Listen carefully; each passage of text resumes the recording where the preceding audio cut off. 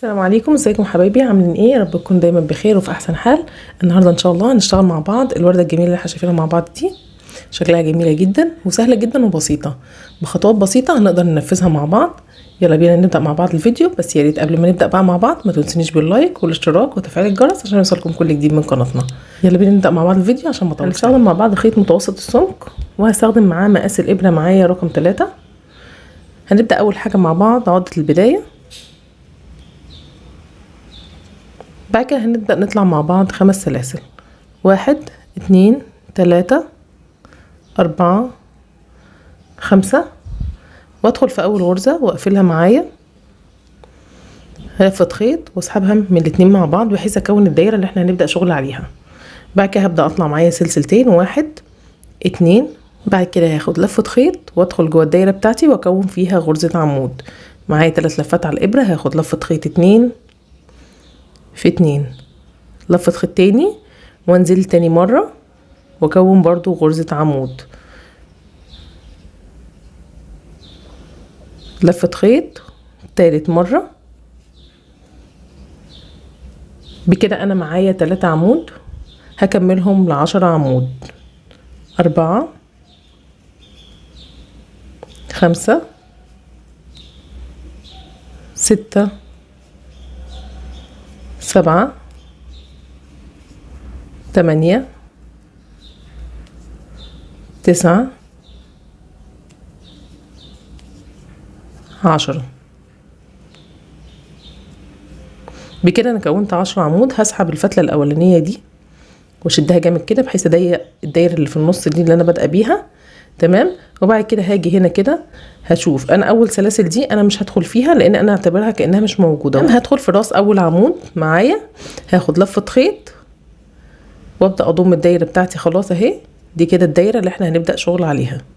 انا اللون التاني هستخدم كارما سوفتي ستار، لو محتاجه الدرجه بتاعته دي رقم الدرجه بتاعته.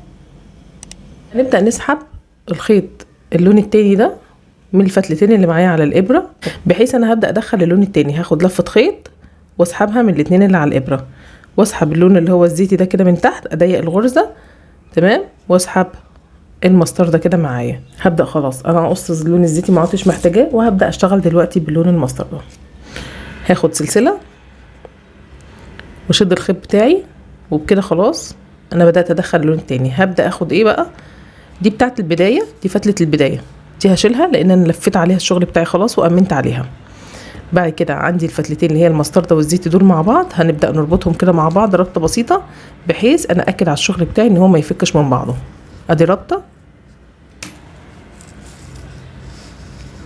التانية. بعد كده هبدا ادخل بقى اللون الزيتي في ظهر الزيتي هنا، هنضف عليه، ولما اشتغل اللون المسطر ده هدخله اللون المسطر ده في ظهره برضو، تمام، عشان يبقى كل لون داخل ورا بعضه. هبدا بقى هنا كده اللي هعمله دلوقتي، هنبدا نطلع مع بعض 6 سلاسل، 1 2 3 4 5 6، تمام. هاخد 3 لفات على الابره، هعمل عمود ب3 لفات، 1 2 3، بقى معايا 3 لفات على الابره. هبدا انزل تاني في نفس المكان اللي انا لسه خارجه منه دلوقتي، هدخل فيه تاني مره تانية، واخد لفه خيط من تحت واطلع معايا على الابره كده 5 لفات. هاخد لفه خيط اقفل 2، لفه خيط اقفل الاتنين اللي بعدها كده، لفه خيط 2، ومعايا اخر 2 على الابره هاخد لفه خيط واقفلهم مع بعض. بكده انا كونت عمود ب3 لفات، ومعايا الارتفاع بتاعه 6 سلاسل دول باعتبار برضو عمود معايا. بعد كده هاخد 3 سلاسل، 1 2 3، وهقفل ال3 سلاسل دول بغرزة بيكو في راس العمود هنا من فوق. هاخد لفة خيط، معايا فتلتين على الابرة، هاخد لفة خيط اقفلها بغرزة حشو معايا من فوق بحيث ان انا هكون فوق الغرزة بتاعتي غرزة بيكو. بعد كده هبدأ اكون تاني عمود ب3 لفات، 1 2 3، وانزل تاني في نفس المكان اللي انا فيه برضو، واخد لفة خيط من تحت واكون العمود مكون من 3 لفات. ادي 1 2 3، واقفل اخر غرزتين معايا. بعد كده هناخد 6 سلاسل، 1 2 3 4 5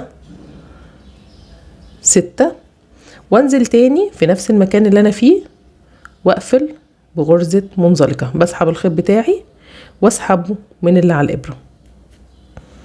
يبقى انا كده قفلت الفرع الاولاني بالشكل ده معايا كده. ده شكل اول فرع معايا. بعد كده هبدأ اعمل ايه؟ انا عايزة اتنقل للغرزة اللي بعدها.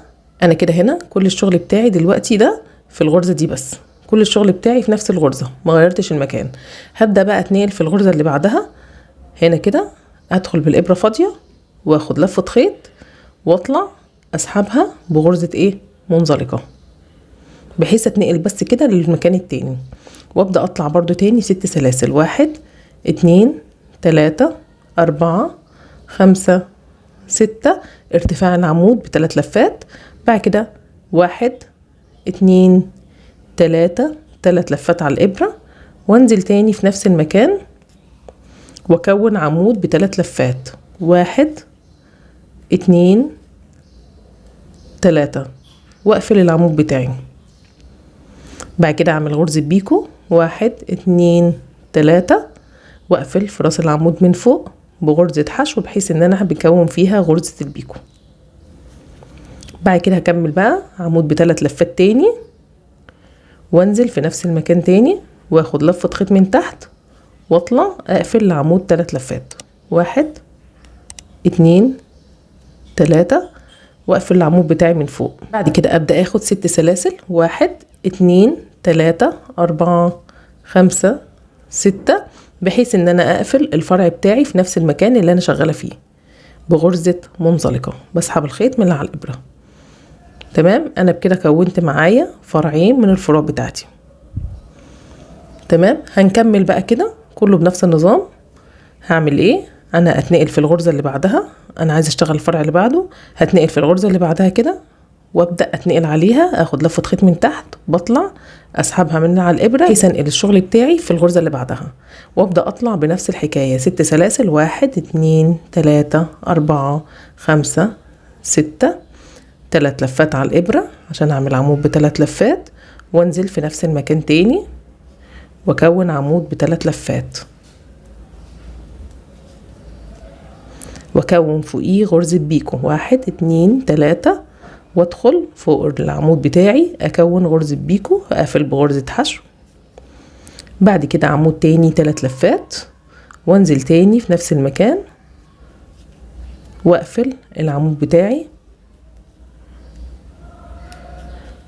بعد كده ابدأ اخد 6 سلاسل. 1 2 3 4 5 6 واقفل الفرع بتاعي ده بغرزة منزلقة. بعد كده انقل الشغل بتاعي للغرزة اللي بعدها بغرزة منزلقة برضو، وابدأ اعمل كله بنفس النظام اللي احنا شايفينه ده كده. هبدأ بقى امشي كل فروعي بنفس الشكل ده كده. اكمل بقى كل الفروع بتاعتي كلها بنفس النظام، هكملها للاخر وارجع معاكم. تمام كده. انا كده خلصت كل الفروع بتاعت الوردة بتاعتنا. اخر فرع معايا طلعت ب6 سلاسل الاخيرة وهقفل في نفس المكان اللي انا بدأت فيه. تمام. هاتني بس الفرع الاخير ده عشان ما ادخلش في بعضه، واخد لفة خيط من تحت واسحبها بغرزة منزلقة. تمام. واقفل الشغل بتاعي ان انا ادخل اول فرع تاني مرة تانية من تحت كده، واسحب الخيط بتاعي من تحت وادخل تاني بغرزة منزلقة بحيث اقفل الشغل بتاعي، واقوم اخده سلسلة. وخلاص كده نشيل الخيط ده ننضف عليه. هبدأ اخد اللون المستردة وادخله في ظهر الشغل المستردة بحيث انضف على الخيط بتاعي.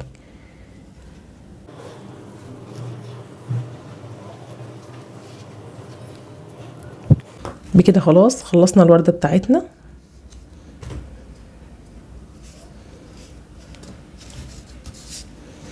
بنشد الفروع بس كده نظبطها مع بعض بحيث ناخد الشكل بتاعنا النهائي كده. ده شكل الوردة بتاعتنا النهاردة. يا رب تكون عجبتكم. ما تنسونيش باللايك والاشتراك وتفعيل الجرس عشان يوصلكم كل جديد من قناتنا. كان معاكم سمر من قناة افكار موري. مع السلامة.